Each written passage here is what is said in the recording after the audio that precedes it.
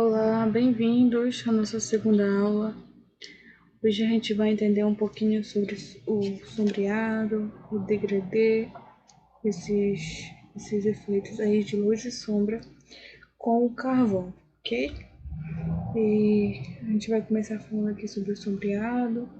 A gente vai entender um pouco mais aí sobre como a gente pode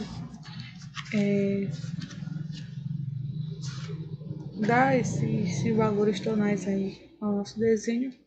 E essa é uma parte bem importante, porque com isso a gente consegue já definir o objeto, tá? Então, bora começar a aula. O sombreado é um recurso pictórico destinado a cobrir uniformemente a superfície do papel. A aplicação dos diferentes tipos de sombreado exige uma grande prática, pois se trata de um elemento fundamental para a modelagem dos corpos e sua aplicação segue a direção do plano que os envolve. A gente deve aprender a olhar certas coisas concretas de um modelo. Com suficiente luz, a gente pode identificar todos os elementos agrupados numa composição, com todos os atributos de forma e cor. A gente deve estudar o caminho percorrido pela luz. E isso trata-se de localizar as zonas de mais sombra e as de maior exposição à luz, que são os pontos máximos de luz no desenho.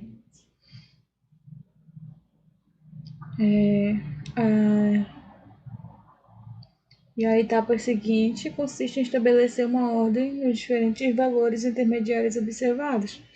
A comparação sempre se baseia nos conceitos de um mais escuro que o outro ou um mais claro que o outro. Depois do desenho linear, que é esse desenho por meio das linhas, né? É fundamental o sombreado para adotar um modelo de maior efeito de volume.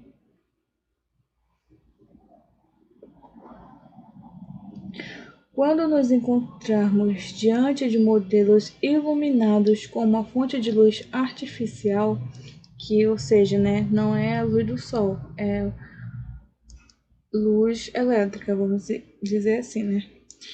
A gente deve estudar o caminho percorrido pela luz, a direção da luz, né? Tentando localizar as zonas de mais sombra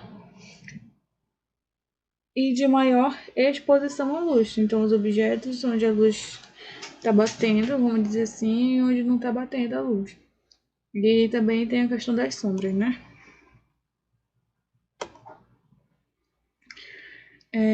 Sistema de atribuições.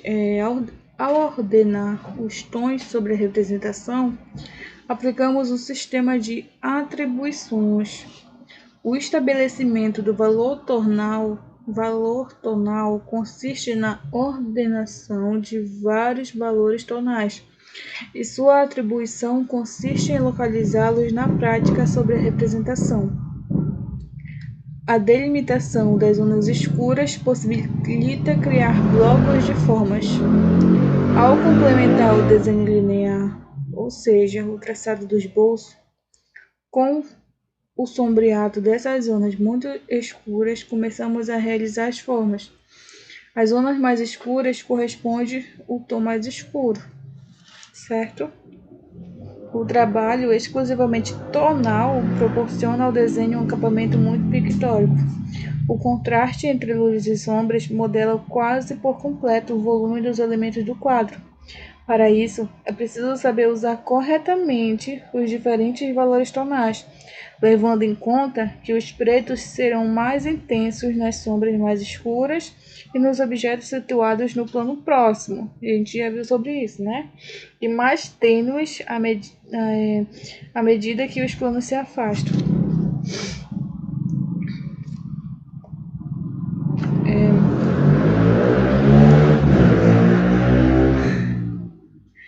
A maneira mais habitual de conseguir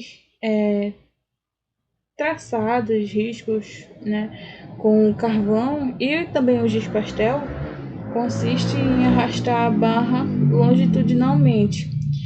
aplicando-a em toda a largura de tal maneira que se cria um traço grosso e largo, no qual se reflete imediatamente a textura do papel. Aí nessa figura dá pra gente ver, né, que a gente vê e percebe essa questão da textura do papel, né, que a gente falou sobre isso ontem até. Para controlar melhor o traço, será preciso cortar a barra a fim de que ele tenha a largura da linha. A gente falou sobre isso ontem também. A sombra ou a luminosidade do desenho variam de acordo com a força exercida sobre a barra, podendo se cobrir por completo toda uma zona até fechar o grão do papel. Para suavizar os tons, esfrega-se o dedo, tal como se faz com lápis grafite. Com lápis grafite, a gente não consegue esfumar tanto, né? Quanto o carvão, o carvão por ser mais macio. O lápis grafite a gente consegue esfumar com o dedo só nas gramaturas mais altas, que no caso é o 8B no caso, né? O 8B a gente consegue esfumar aí com o dedo também, igual como a gente faz com o carvão. Mas os grafites mais duros, até o 2B a gente não consegue muito fazer isso não.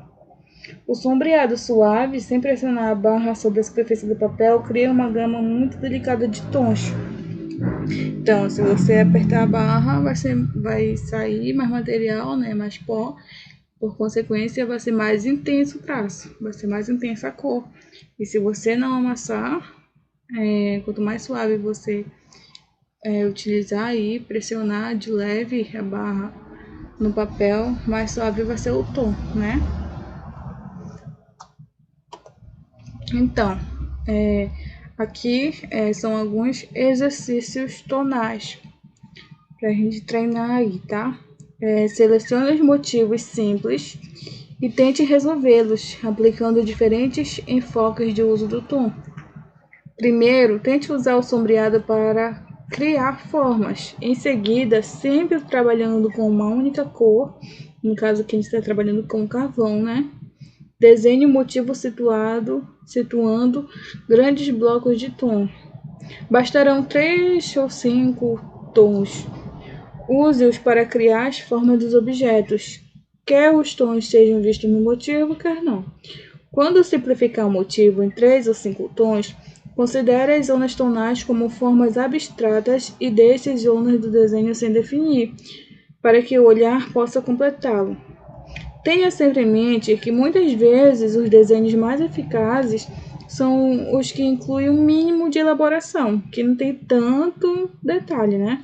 À medida que se for adquirindo experiência, os desenhos poderão conter uma gama mais extensa de valores tonais.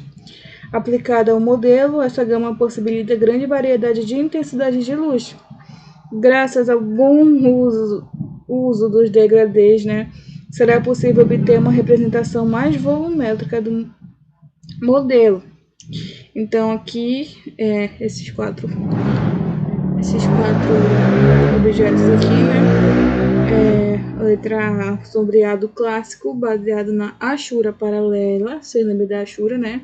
Só que aqui vocês veem que essa Ashura aqui não está acompanhando o desenho do cilindro, né? Vocês sabem que para a gente, mesmo trabalhando com achuras, que são linhas, a gente tem que acompanhar como é que se diz assim, o volume do objeto, né? A linha que marca o volume do objeto, porque se a gente não seguir essas linhas, o objeto ele fica plano, ele não fica curvo. E esse exercício aqui, eu não indico fazer desse jeito, porque como vocês sabem, eu trabalho com as imagens do livro, né? Então a gente trabalha aqui com ele, então eu uso as imagens do livro, né, para exemplificar aqui para vocês terem essa noção também do que eu passo para vocês com base do livro. Mas aqui, por exemplo, nessas achuras, não recomendo esse tipo de exercício traçando dessa forma as achuras. A não ser que você for esfumar depois, aí não tem problema, você depois, quando for esfumar, você dá o segmento das linhas, né? Então,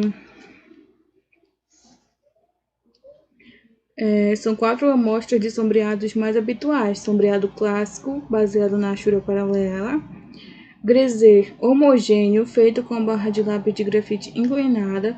Você vê que esse exercício, esse A e B é com grafite, né? E o sombreado feito por deslizamento, trabalhando com a lateral de uma barra de giz pastel. E finalmente uma mancha com barra de carvão que foi esfumada aí com o dedo, né? Então é só para vocês terem essa noção e já ir trabalhando essa questão desse volume aí, né? Esses exercícios tonais que a gente, com essa questão de luz e sombra aí, esses tons a gente percebe que já dá um volume no objeto, né? Se desejarmos sombrear com rapidez e sem matizes, o sombreado clássico com base na achura paralela será o mais rápido e eficiente, tá?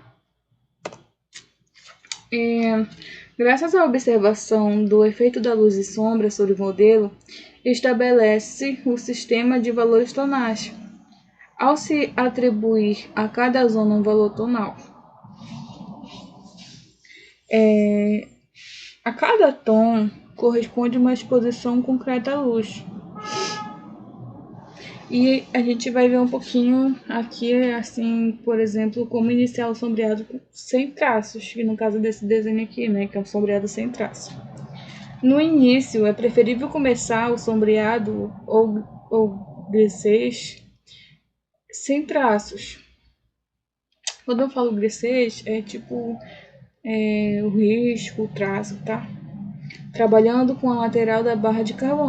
No início, é preferível começar o sombreado sem traços, trabalhando com a lateral da barra de carvão, grafite ou giz pastel. Então, você vê que isso se aplica até no grafite também, né? Se você tiver usando grafite, giz pastel ou carvão, com alguma prática, mesmo que não se tenha domínio total, pode-se pelo menos compreender o sistema de valores tonais.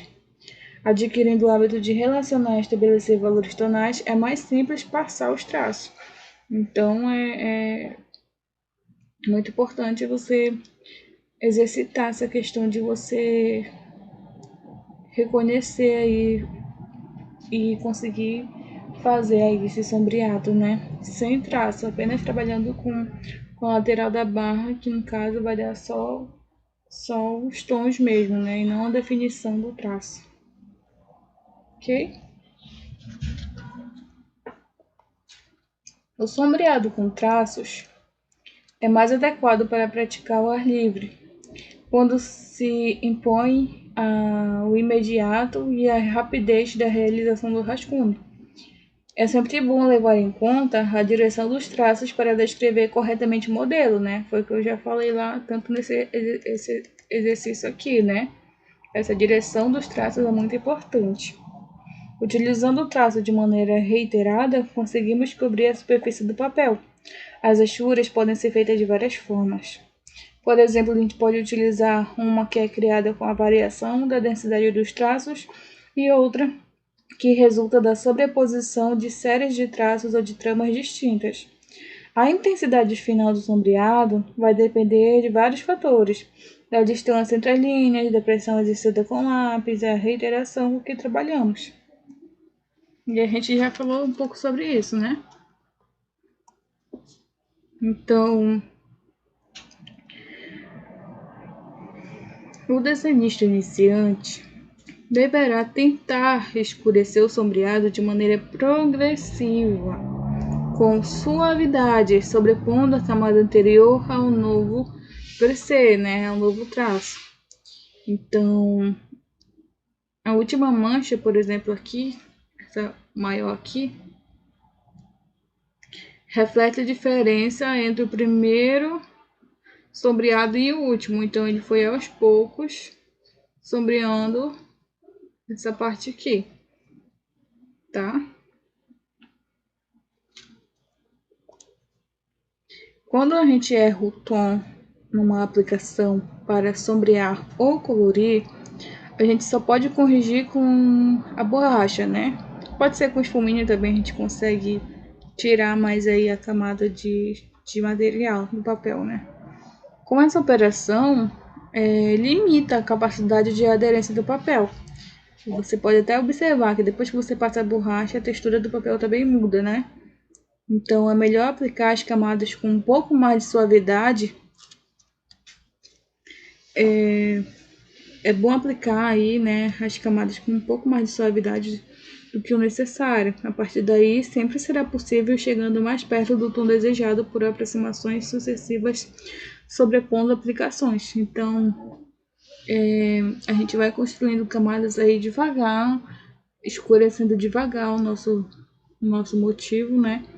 Para que a gente não corra o risco de deixar escuro demais onde não deve e depois ter aquela dificuldade para apagar. Mas como a gente está trabalhando com carvão também, a gente vai ver uma maneira bem que eu indico para a gente apagar aí qualquer coisa que esteja com carvão, mas já a gente vai ver. Então, para corrigir sombreados, a gente pode apagar zonas amplas com a borracha, segurando bem para que o papel não enrugue com atrito. Por isso é aconselhável começar sombreando com tons tênues que possam ser apagados, né? Os tons tênues, os tons mais claros, que podem ser apagados.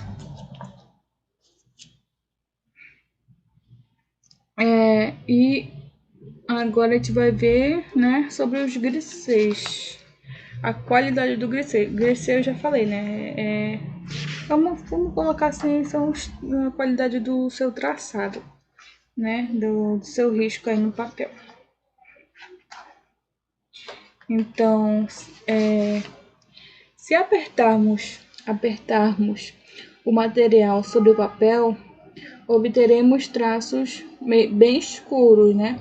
Se a gente apertar o material um pouquinho forte aí, né? A gente pode apertar fraco, forte, enfim. Mas se a gente apertar no papel, a gente vai obter traços mais escuros. Em compensação, controlando a pressão exercida com a barra no papel, no caso a barra de carvão, né? Ou o giz pastel, várias coisas que eu tô falando aqui também servem para o giz pastel, viu? A maioria, acho que 100%.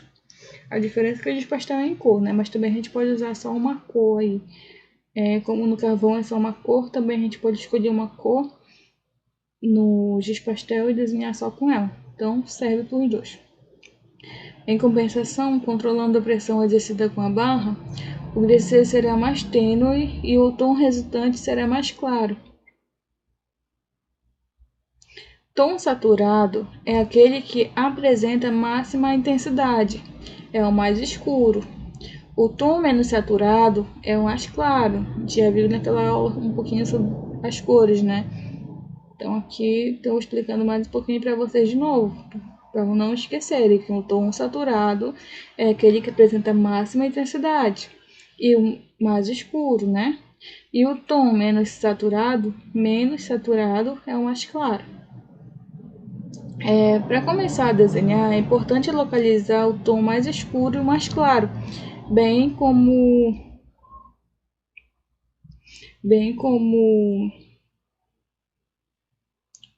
outros 3 ou 4 valores intermediários.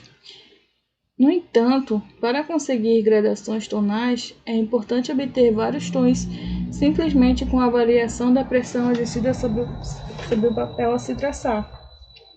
É conveniente usar pedaços do mesmo papel no qual vamos desenhar, né? Para desenvolver amplas gamas tonais como experiência. Então, antes de riscar aí o seu papel definitivo no desenho, você pode pegar o mesmo papel que você está desenhando, mesmo tipo, na verdade, né? Não o mesmo papel. O mesmo tipo de papel e ir testando aí no papel, tá? Deve-se ter em conta que a cor, a gramatura e o tipo de papel influem consideravelmente no resultado final do seu trabalho. E aqui se vê uma série de valores tonais ordenados feitos com grafite. Nessas amostras aparecem várias intensidades de tom que nos ajudam a avaliar a dureza e a qualidade do material, certo? Então, os rascunhos são um bom estímulo para conhecer as possibilidades de cada material de desenho. Nesse caso aqui, O sombreado foi feito com um lápis grafite 4B, por exemplo.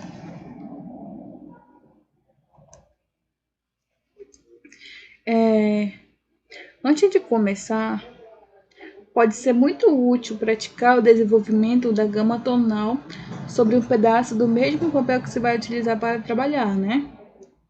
Quando a gente aplica o carvão ou o giz pastel no papel definitivo, sempre a gente tem que começar com pressão de leve e ir aumentando e se guiando, né, pelas linhas aí de esboço, certo? Então, a direção da linha, a gente vai ver aqui nessas imagens, cada toque deve ser realizado na direção adequada. Foi o que eu falei lá daquele outro exercício anterior que eu acabei de mostrar para vocês, né? Que tava, para mim, não bate com o que a gente está estudando. É justamente essa direção das linhas. Não basta aplicar um sombreado, é preciso fazê-lo imprimindo a direção conveniente. Por isso é tão importante começar com modelos naturais.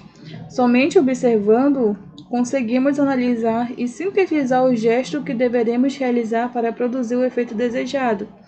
Em geral, costuma ser perpendicular à direção de degradê, embora também ocorra a necessidade de fusões com direções curvas ou circulares para expressar volumes, cilindros ou esféricos, por exemplo. A direção do sombreado não é aleatória. Sempre precisa seguir uma direção determinada, que dependerá do volume do objeto que desenhamos. Por exemplo, no corpo esférico. Esse aqui, letra A, no corpo esférico, né? Esse daqui é uma esfera. O sombreado deverá ser circular. Numa superfície curva, ele também deverá descrever uma curva.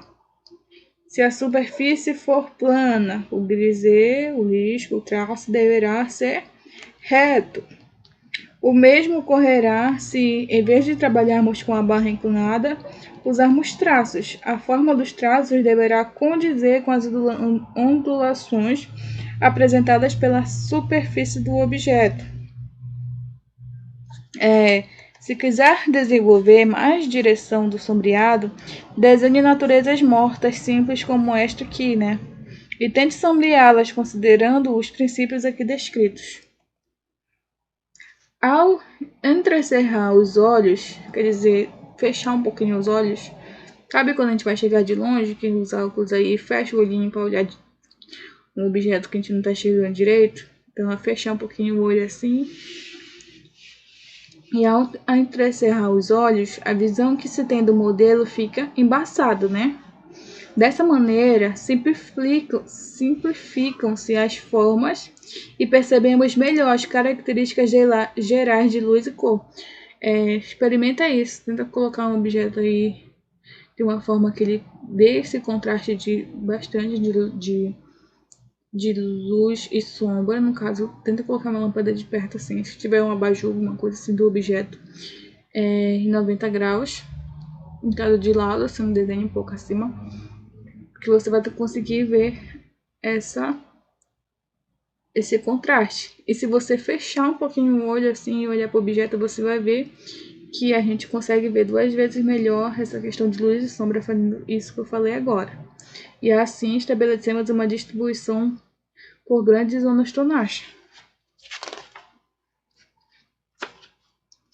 Então,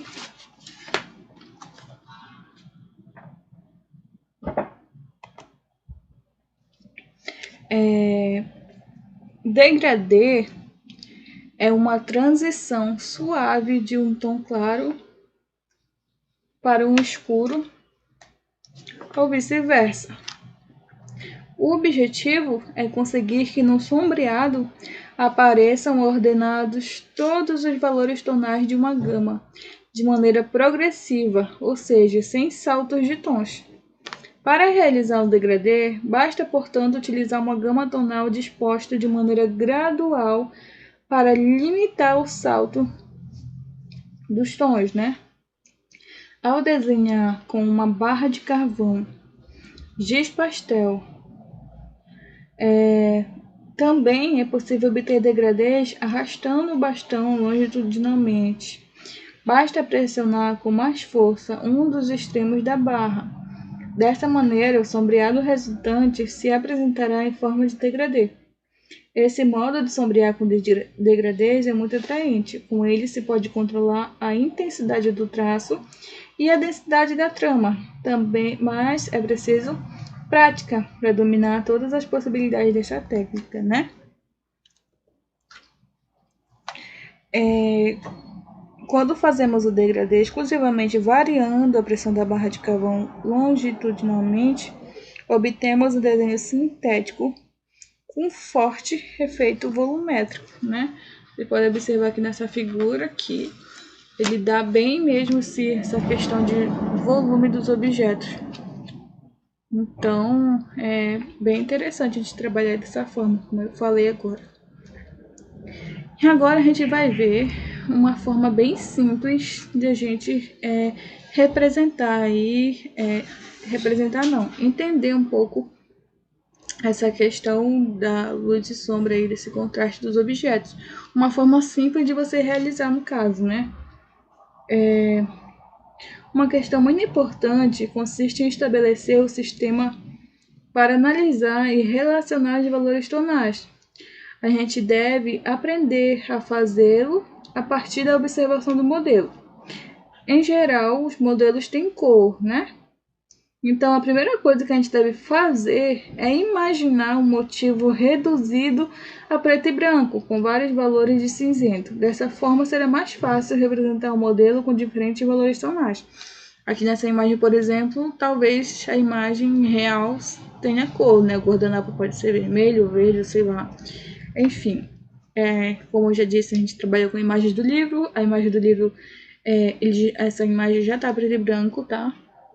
Ele não colocou imagens em cores. Mas também, para facilitar, vocês podem pegar aí um exemplo aí de natureza morta aí no Pinterest, no próprio Google mesmo, e podem usar ou já pesquisar imagens preto e branco, ou também pegar aí um editor de fotos e deixar uma imagem preto e branco, enfim. Mas é interessante que vocês exercitem isso com modelos reais mesmo, porque se vocês ficarem pegando só preto e branco o resto da vida também, né? Vocês nunca vão aprender a distinguir aí essa questão dos tons dentro das cores, né?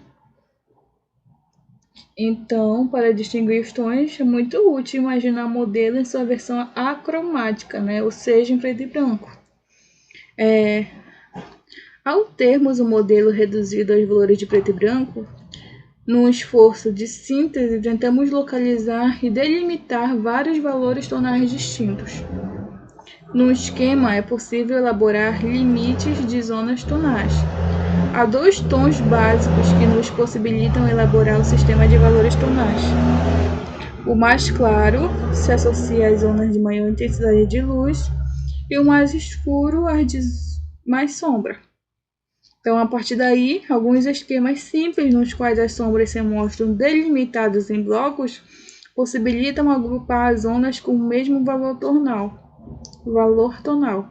Podemos representar com linhas os limites que dividem o papel em vários espaços. Cada uma dessas zonas apresenta um valor tonal.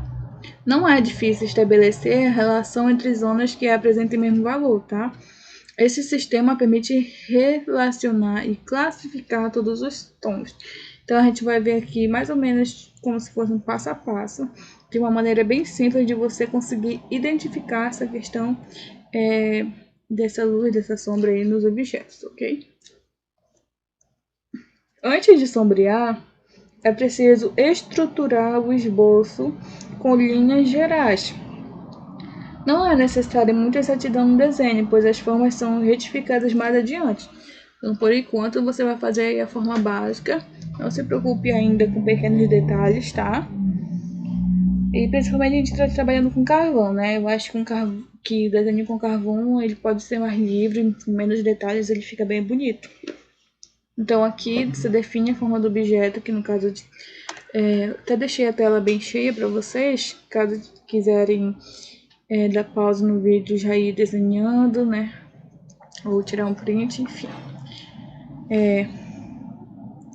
Tá. Aí, aqui nesse exemplo, por exemplo, ele fala: com um lápis de grafite bem apontado, desenhamos com maior correção o perfil dos objetos. A gente está trabalhando com carvão, né? Esse exemplo aqui, ele está usando grafite, mas nada impede que a gente pegue o carvão para usar. Eu fiz esse mesmo desenho para vocês verem com o carvão, que a gente vai ver mais adiante. Vamos só acabar de ver esse exemplo, nessa questão de ele definir, né, de maneira fácil aí essas zonas de luz e sombra. Então, com o lápis de grafite bem apontado, eu recomendo o uso de carvão, né, porque a gente está trabalhando com carvão. Desenhamos com maior correção o perfil dos objetos. Desenhamos em blocos o contorno das sombras e os reflexos mais relevantes. Desenhamos em bloco o contorno das sombras e os reflexos mais relevantes. Então você vai contornar aí, você vai fazer não só essa silhueta aqui, essas linhas gerais dos objetos, mas agora como vai delimitar aí, vai como se você fosse circular as áreas de luz e sombra, né? Não circular, né? Você vai pela forma da própria sombra e da própria luz. Concluído o desenho com um lápis preto macio, pintamos as sombras mais intensas do modelo. Passamos então a expandir os tons intermediários nas zonas projetadas, que também contribuem para produzir uma boa impressão de volume. Então aqui ele pegou os traços principais e como se ele estendesse ainda mais esses traços, né? O trabalho com sombras delimitadas em blocos está concluído. Graças a esse sistema, quem está começando pode estudar as sombras de um modelo correndo poucos riscos, né? Depois de praticar esse sistema em várias sessões, várias vezes, poderá se aventurar a desenhar um modelo sem as linhas que delimitam as diferentes intensidades de sombras. Então, essa forma aqui de desenhar, delimitando essas zonas de luz aqui, interessante que você, se você está começando e não consegue definir muito bem essas zonas de claro e escuro, é interessante fazer dessa forma, que você aí percebe por meio dos contornos aí, né, demarca onde está a luz e sombra. Eu fiz para vocês um exemplo, então eu comecei fazendo aqui para vocês. Eu vou fazer esse mesmo desenho, só que não dessa maneira definindo e tal, a luz e a sombra, eu vou fazer de maneira direta mesmo como eu faço, para vocês verem aí também uma outra forma de fazer, senão essa aqui que eu acabei de explicar, né? Fazer de forma direta essa daqui, definindo já essa questão de luz e sombra. Eu tô prendendo o papel na mesa, em cima, que é onde eu tô trabalhando, para o papel não se mover, tá? Eu recomendo isso daí. Já peguei aqui nosso material, nosso carvãozinho, né? Eu recomendo vocês prenderem pra gente não ficar mexendo aí no papel e correr o risco de manchar todo. Então, eu tentei delimitar aqui mais ou menos a linha do horizonte para saber mais ou menos como o objeto estava localizado. Só que daqui a pouco, aqui nesse desenho que eu estou fazendo, eu vou perceber que a linha do horizonte não tá, no caso aí, dentro do papel. Como assim? A linha do horizonte, se a gente for demarcar por ela os nossos objetos, ela vai estar, você vê, olha, que eu acabei de puxar lá de fora. Então é como se, vamos imaginar, como é que eu posso explicar para vocês isso? Nem sempre os pontos de fuga vão estar dentro do desenho que você está representando. Claro que se você for pegar um objeto do mundo real, você pode adequar dentro da sua folha, mas quando você já pega um objeto assim, como no caso eu tô pegando, fica complicado, tá vendo? Tipo que essa linha que eu tracei, eu vi que o meu objeto ele ia ficar muito desproporcional. E aí eu comecei a desenhar aqui só para mim ter uma base melhor mesmo da direção dele, olhando o modelo, né, que eu tô usando a imagem lá em preto e branco, né, do exemplo anterior. Então, aqui eu percebi que a linha tá passando bem lá em cima, que ela tá fora do meu papel. Ó, a linha aonde as linhas convergem, que é o ponto de fuga, e a linha do horizonte, né, lá na linha do horizonte, ela está fora do meu papel, mas isso não interfere, tá? Vocês podem fazer isso simplesmente imaginando ou colocando uma folha maior embaixo para que vocês consigam alcançar aí onde está a linha, mas eu não vejo necessidade, tá? As linhas são para a gente se guiar aí, tá? Nessa representação aqui, no caso que é tridimensional, né? Que vocês estão vendo que eu estou usando essa questão da perspectiva um pouquinho, ponto de fuga e tal. Então a gente tem essa, essa frente, esse lado em cima, a gente consegue ver os objetos aí de três lados, né? Então eu fiz mais para conseguir me guiar aí para ver mesmo qual era a direção que o objeto estava. Mas eu fiz de maneira bem aleatória, não segui uma regra rígida mesmo assim. E aí eu vou desenhando aqui para vocês.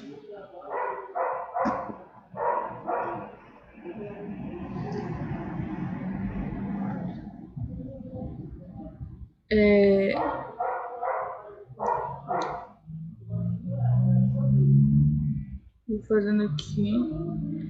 Uma coisa que eu vejo que é uma dificuldade é justamente essa posição que eu filmo para vocês. Fica bom para quem tá assistindo, né? Só que eu fico restrita um pouco aos movimentos e até porque eu tenho sempre que ver se tá filmando, né? Então eu fico meio um pouco restrita aí nos movimentos e até para observar o objeto que eu tô fazendo.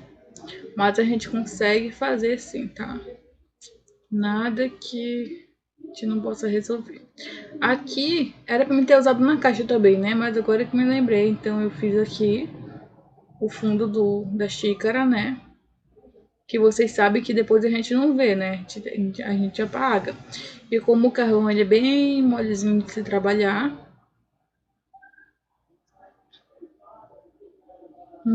gente, é muito mais fácil depois para apagar. Vocês vão ver.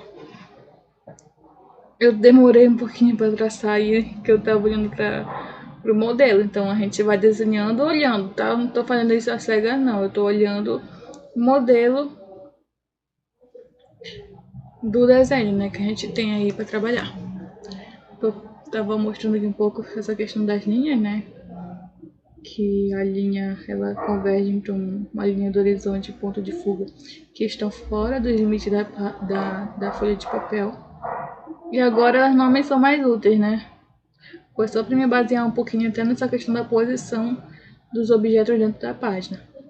E aí vocês veem que como o carvão é bem maleável, eu consigo apagar com o dedo mesmo. Claro que não apaga 100%, né? Depois eu vou apagar com a borracha, mas ele já saiu aí a definição 80% do traço, né? E agora a gente vai desenhar aí guardanapinho, vai ajeitando aí alguns detalhes pra gente começar a fazer aí por meio das luzes e das sombras, né? A definir a luz e a sombra dos objetos. A gente está primeiro dando os primeiros traçados que a gente precisa dar, né? Pra gente se basear por eles depois.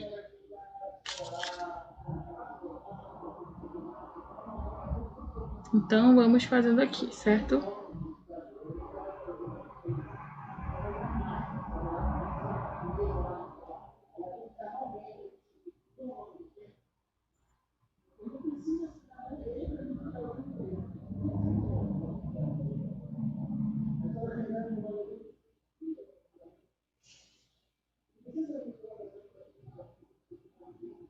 E aqui eu já comecei já a escurecendo as partes de sombra, tá?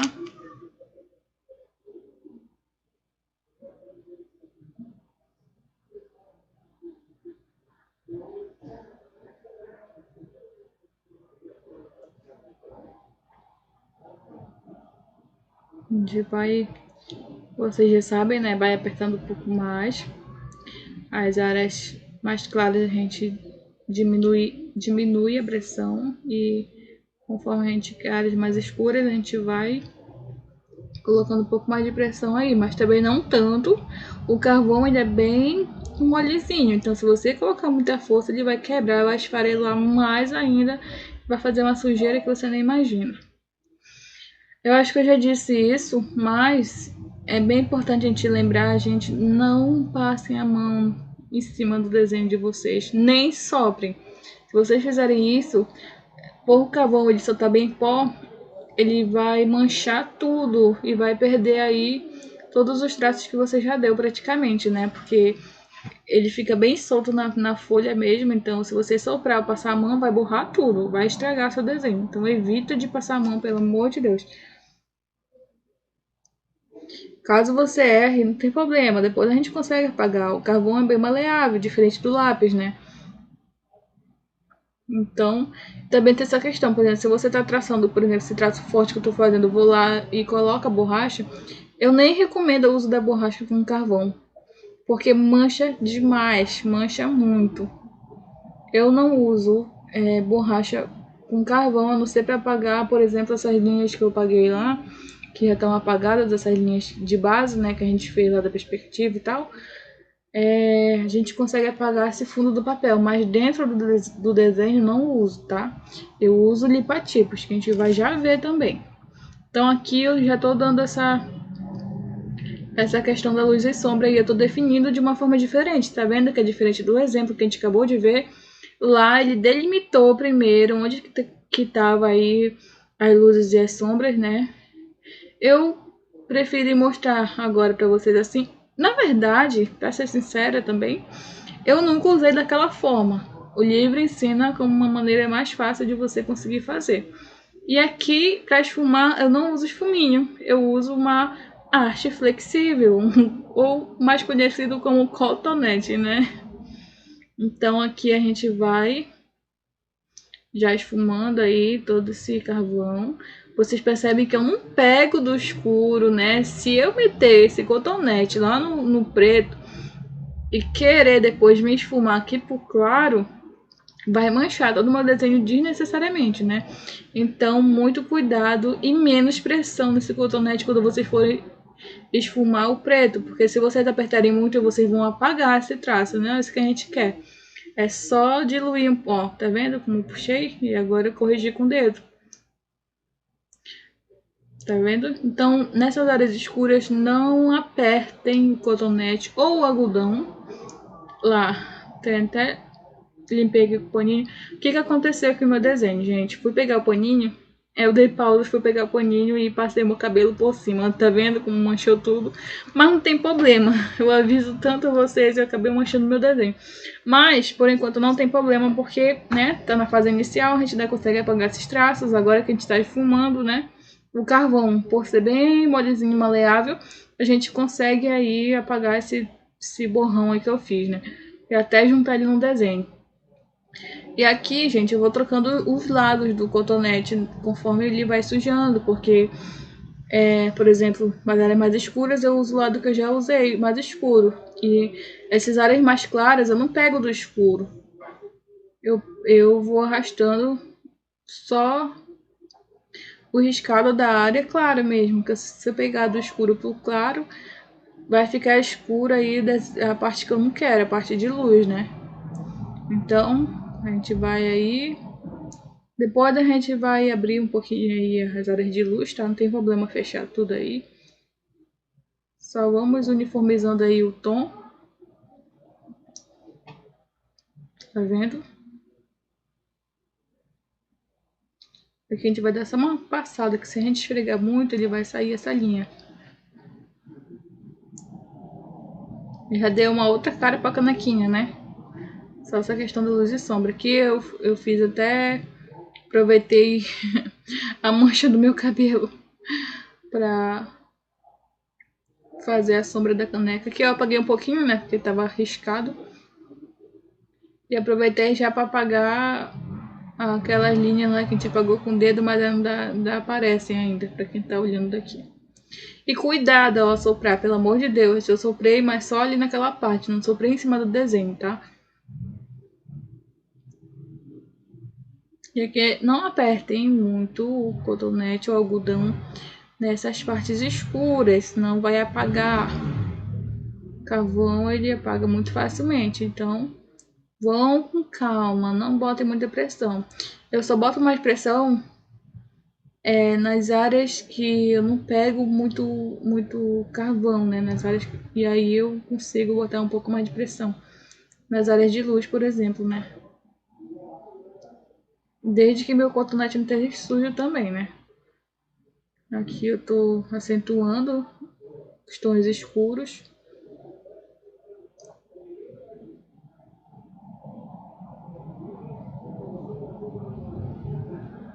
Acompanhando, olhando pro desenho sempre, viu? Então a gente vai fazendo aí. Tá vendo como eu tô dando batidinhas aí? Que é pra assentar o carvão, mas ao mesmo tempo pra ele não apagar, né? Não quero que ele apague. Vou dar uma esfregadinha aí só pra apagar essas linhas. Eu quero deixar o carvão nesse tom mesmo, bem escuro. Então eu vou só dando umas batidinhas para ele não se desprender da folha, tá? Então vou bem suave mesmo.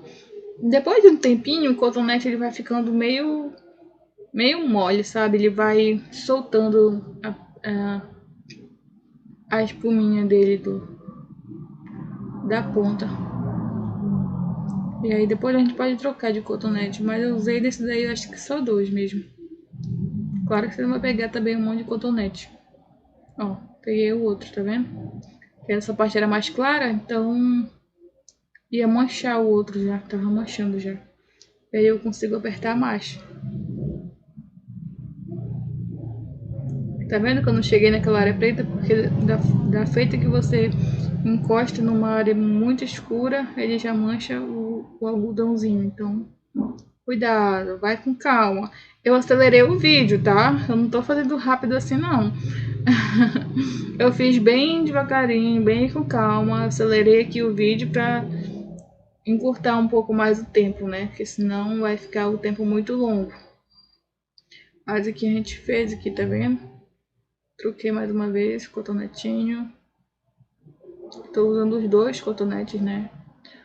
Um tem a ponta mais limpinha, outro tem a ponta mais escura. Vou intercalando um pouquinho usando carvão, escurecendo as áreas que precisam ser escurecidas. Aqui, eu poderia fazer isso numa lixa? Poderia, mas eu não recomendo, porque o carvão ele é muito fácil de ser manuseado. Então aqui eu só raspei um pouquinho a ponta dele com calma. Parece que foi forte, né? Não fiz forte, não. Eu fiz com delicadeza também, né? E desgastei um pouco a ponta, deixei um pouquinho chanfrada. Só pra ela ficar um pouco mais fina, que tá muito grossa já. E aí eu vou fazendo aqui os detalhezinhos, tá? Não precisa de tanto detalhe, muito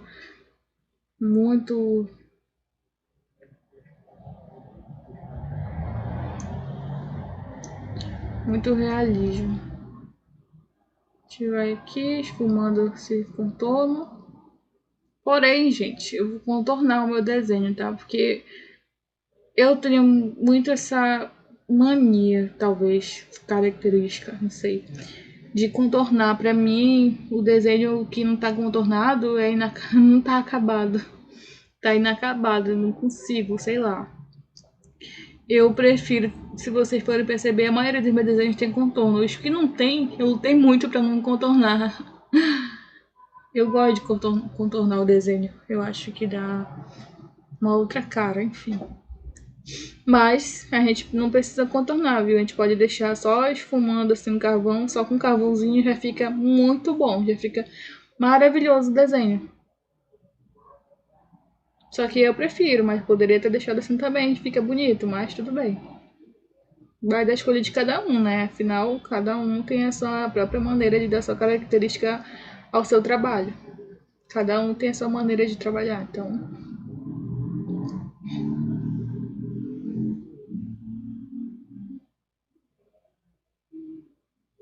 E aí a gente vai fazendo, ok?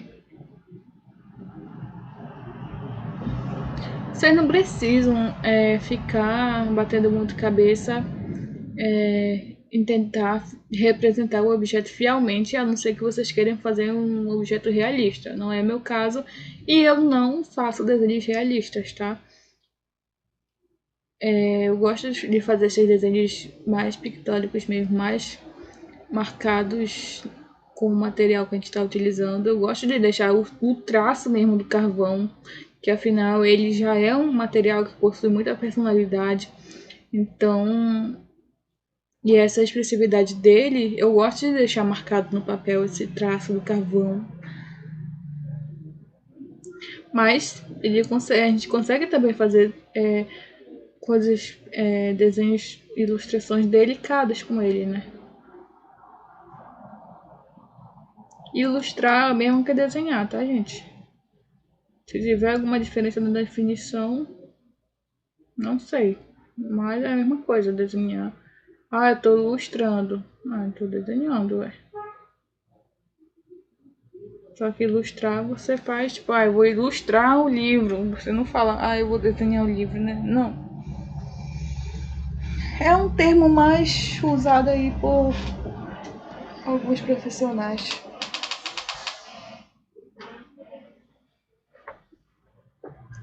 Eu poderia deixar, como eu disse, só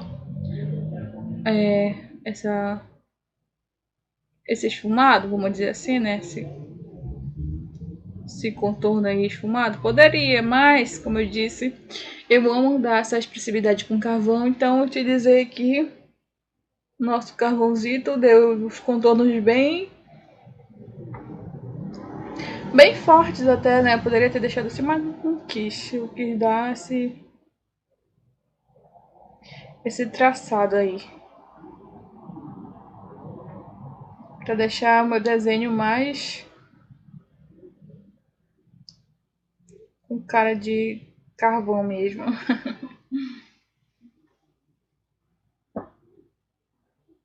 E aí a gente só vai contornando, se vocês quiserem. Se vocês não quiserem, parem por lá mesmo. Já defini a luz e a sombra, já dei meu volume aí nos objetos. Precisa contornar? Não. Ou você faz daquele jeito que eu tava fazendo.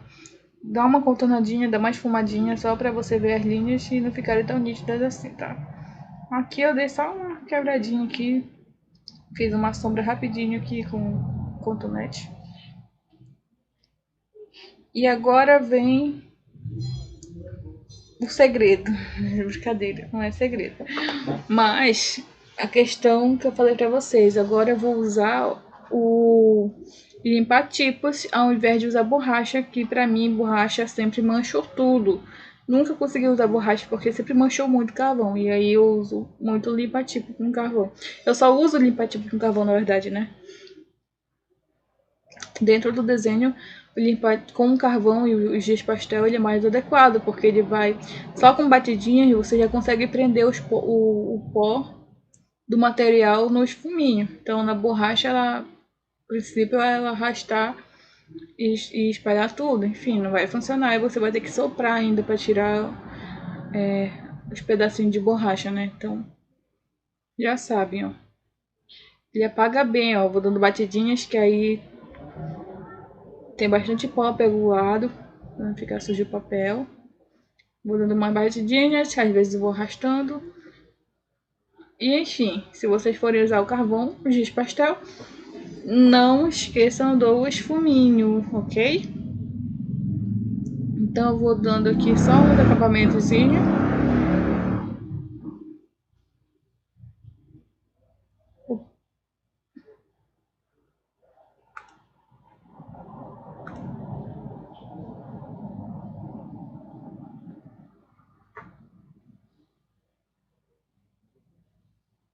E pronto, ok?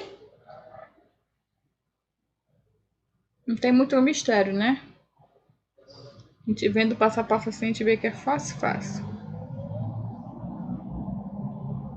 Vamos guardar nosso limpa-tipos lá no potinho dele para não endurecer. E esse foi o resultado final. Mas não se esqueçam do que? Do verniz. Verniz em spray, tá?